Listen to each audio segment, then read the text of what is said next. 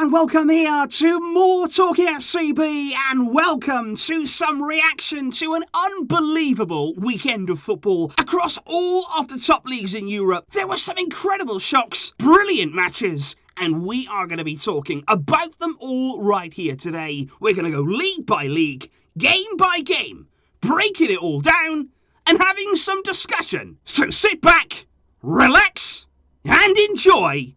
Let's get to it. Because we start in the Premier League here at Old Trafford, where Man United drew 1-1 against Everton, and this was a very, very interesting result, and a big one as well in the Premier League. Ronaldo there started on the bench after his midweek winner, of course, against Villarreal. Ole Gunnar Solskjaer said it was a physically and emotionally tiring game, so that is why he left Ronaldo on the sidelines, and United started pretty well. Martial there scored his first goal of the season. Ronaldo did come on along with Jadon Sancho on 57 minutes, but it was Andros Townsend that scored for Everton on 65, and he celebrated with a classic, well, not really classic, it was a terrible version of Ronaldo's celebration, but I do have to give him 10 out of 10 for effort. Brilliant equaliser there for Everton, and it could have got worse for United. Yerry Mina there also busted out the celebrations. With 5 minutes to go, he was dancing there at Old Trafford, but his goal was disallowed, and this puts real pressure, I feel, on Ole Gunnar Solskjaer here. They lost, of course, a few games ago, embarrassingly, to Young Boys in the Champions League. They had a home defeat in there as well to Aston Villa. They got knocked out the Carabao Cup again, a home defeat to West Ham United. They scraped past Villarreal in midweek,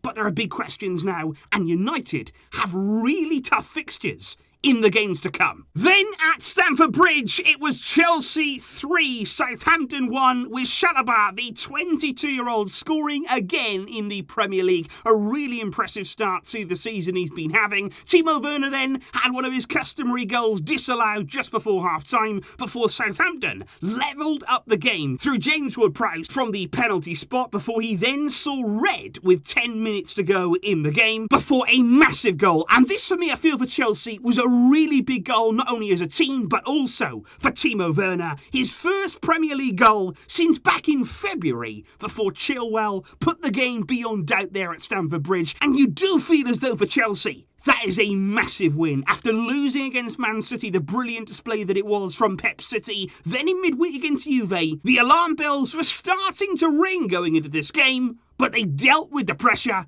and got a massive 3 points. Then, of course, it was time for one of the matches of the weekend. Liverpool against Man City always brings entertainment, enthusiasm, a brilliant tactical approach from both different sides of the bench, and this time there was nothing to separate them. Liverpool 2, Man City 2, and although City definitely had the better of the first half there was a sensational individual run from Bernardo Silva, set up Phil Foden, who had chances in this game, but couldn't convert there in the first half. It was Sadio Mane, though, that broke the deadlock in the second half, and it was a brilliant assist from Mo Salah there, skipping past defenders, brilliant through ball, and an electric finish there from Mane. But Foden did finish off a chance there, 20 minutes from time, really good finish there, going low and hard across the goal to make it 1-1. There were then question marks over whether James Milner could have and probably should have seen a second yellow card there. He brought down Bernardo Silva quite cynically when he was making an attack that could have easily been a second yellow. Pep certainly thought so. He said after the game that if that had been a Man City player, they would have certainly seen red. Before then, though, it was time again for the Mo Salah show. This man, for me, has been on fire this season. Of course, over the past few seasons, he's been brilliant as well, but he is tearing it apart right now. City couldn't live with him, inside, outside. It's that typical Salah run where you don't know where he's going to go, and whichever way he does, you can't stop him. A brilliant finish as well to finish it off, to put Liverpool 2-1 ahead.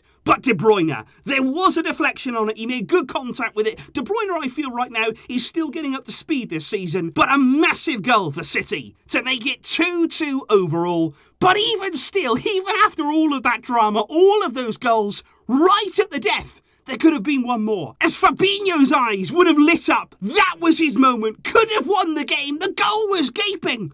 But out of nowhere, Rodri gets back, sliding block. What an intervention. 2-2, And I think in the end, both teams, they left it all out there. You could see that in the final stages of that game, they were all pretty tired. There was a lot of hands on hips. I think that is the way the game should be played. Two teams going at it for 90 minutes, leaving it all out there. And I think a point in the end was a very, very fair result. And when you look at the Premier League table right now, Chelsea are top of the pile. City and indeed Liverpool are not far behind. Liverpool right now 1 point ahead of Man City after 7 games played. And even United, although they've had some poor results and although they do appear to be under a bit of pressure right now, they're still pretty close as well at the top of the league. And you've got to give a special shout out to Brighton, Brentford.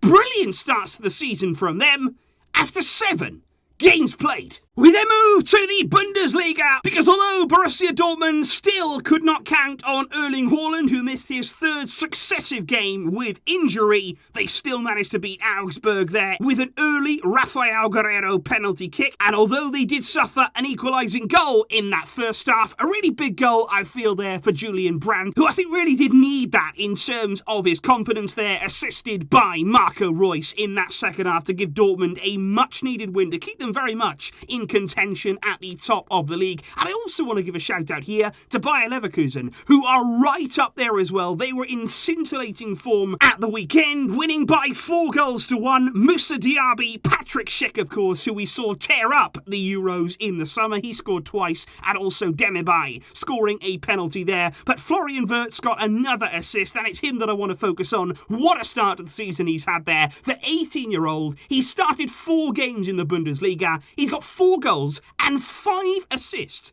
And he has previously said that he dreams one day of playing for Barcelona. Before, of course, we come on to the big game on Sunday. Bayern there coming up against Eintracht Frankfurt. And coming into this game, it had been 30 home games in the Bundesliga since Bayern last lost at home. Eintracht hadn't won here since the year 2000. And although not much has changed when it comes to Bayern, the result did this time. They lost the game 2-1. Unbelievable, despite them taking the lead there. A smart finish that it was from Goretzka. There was a really good equaliser. Kostic putting a ball into the area, scored by Martin Hinteregger, who's a serial goal scorer there from defence, before Kostic scored the winner. With just 7 minutes to go in this game, there was also some wonderful saves in there from Kevin Trapp, the Eintracht goalkeeper. But I do have to point out Filip Kostic. He seems to constantly go under the radar. He's always popping up with some really big assists. He's always putting crosses into the box.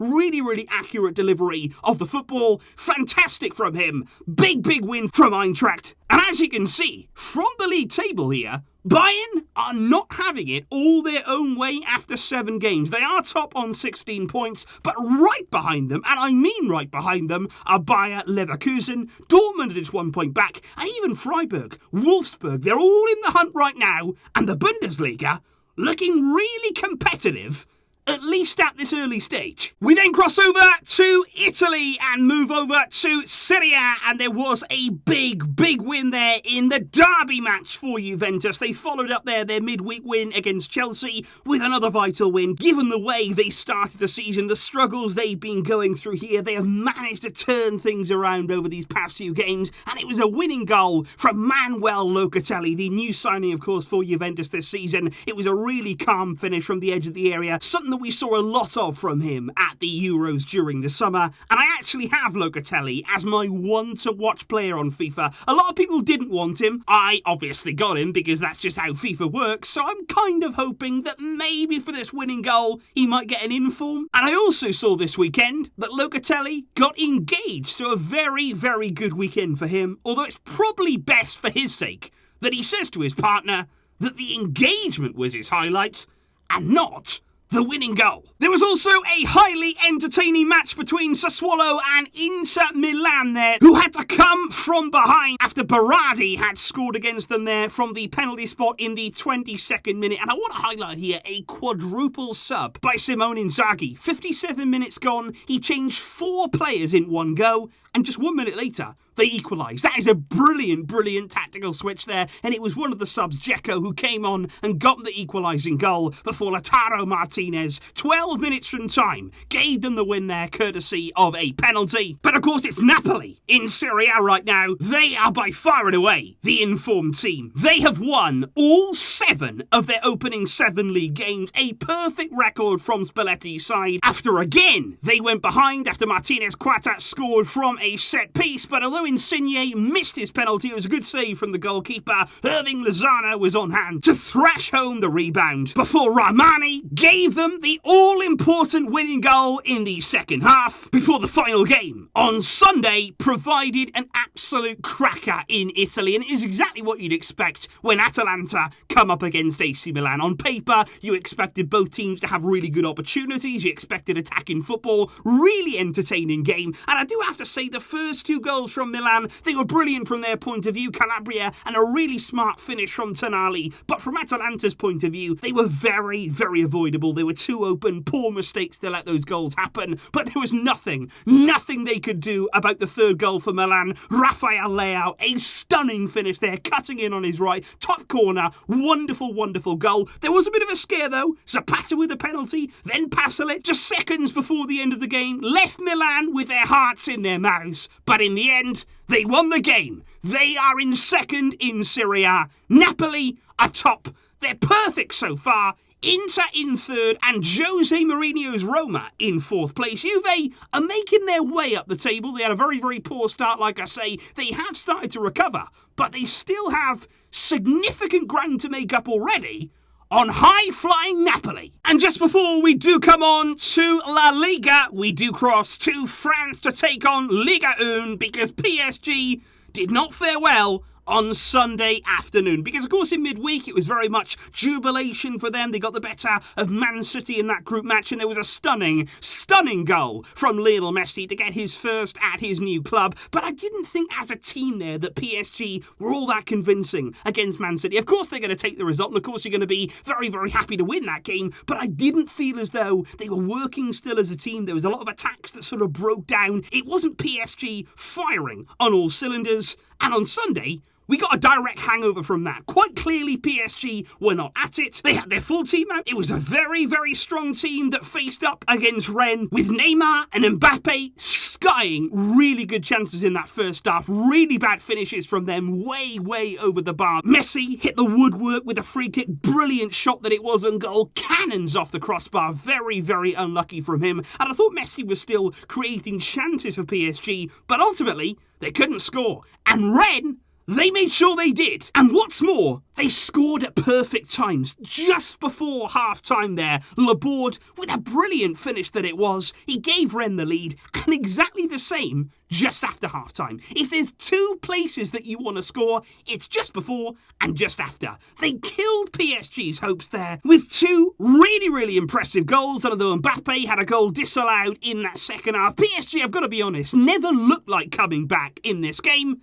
And it was a really big upset and another bad game for Maurizio Pochettino. Sadly though, as we all know, when looking at Liga 1, that is not exactly going to change anything drastic. PSG have lost this game, but they are already 6 points clear there at the top of the league. They've got a very, very good goal difference. They are looking still in good shape in the league, so that's not really going to trouble them tremendously going forward. But I think certainly looking at the season and the Champions League games ahead of them as a team, and in terms of performance, they have undoubtedly got to improve. Finally, we do move on though to La Liga. Let's head to Spain where there are still some really big shocks to come. Let's start though at the Wanda Metropolitano where unfortunately there was no shock here because Atletico Madrid winning this one was not a shock to absolutely anybody that had followed Barca in recent times. Thomas Lemar putting Atletico ahead. Really, really well worked goal there. Atletico just cutting their way through Barca's defence and a great finish that it was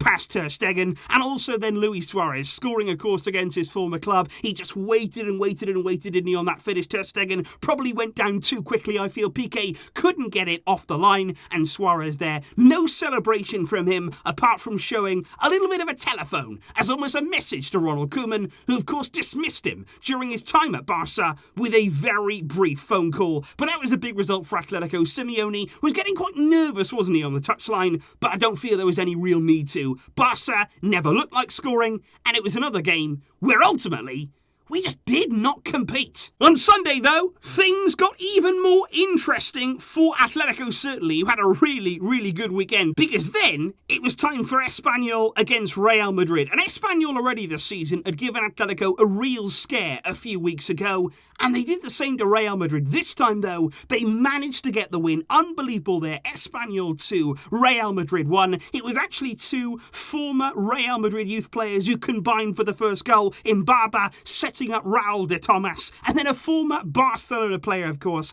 Alex Vidal, who nutmegged Nacho. Brilliant piece of skill, and then stuck it past Thibaut Courtois. Brilliant goal from Vidal, and although Benzema got Real back in the game, they couldn't turn it around, which means that Real Madrid, in the last week, have lost to Sheriff, and then Espanyol. And indeed, guys, just to complete the perfect weekend that it was for Atletico Madrid, another big Spanish side fell on Sunday. Granada 1, Sevilla 0. Ruben Rochina's first half strike was enough there to give Granada the 3 points in the derby. Sevilla with a big defeat. And just look what this means for the league table. Real Madrid, yes, as it stands, atop right now. They are level on points with Atletico. Exactly the same there for Real Sociedad. Sevilla and Barca, remember, have both played a game less. And Barca, although we're in 9th right now, we are only 5 points away from Real Madrid. We're only 2 points away from the top 4.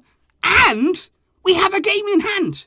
And as bad as we've been, we're getting very lucky again with the teams around us being nearly just as terrible. So that right there, guys, is the complete roundup from the weekend that has just gone. And like I say, it was absolutely unbelievable for shocks. There were so many teams in there that lost that were big surprises. So many really good goals and really good games. What did you make there of all of that action? What was your favourite moment from the weekend? What was your favourite goal? What was the biggest shock in your mind from the weekend of fixtures? And of course, as well, guys, please do let me know if you enjoyed this concept of video. Is there things that you like from this? Is there things that you didn't like? Things you'd like me to do differently in the future? Let me know all that feedback down below. And if you did like the concept and maybe you'd like to see it again, please do give this video a like.